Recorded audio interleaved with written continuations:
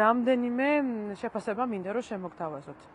ჯერ ერთი დავიწყოთ იქიდან, რომ პროცესი არის დეზორგანიზებული.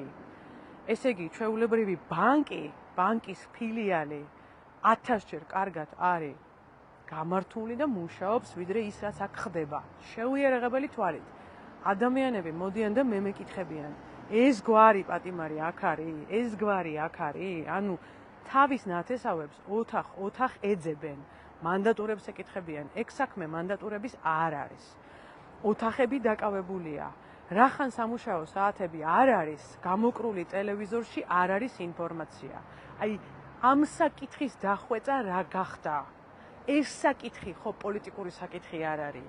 ეს საკითხი ხო ბირთვული ფიზიკის საკითხი არ არის. ეს არის ელემენტარული ლოჯისტიკური გამართულობის საკითხი. თვითონ საკუთარი თავისთვის მაინც ხო უნდა გავიმართონ სისტემა და სწორედ მაგარი დიაგნოზია, აი როგორი გაუმართავი ბარდაგიც არის.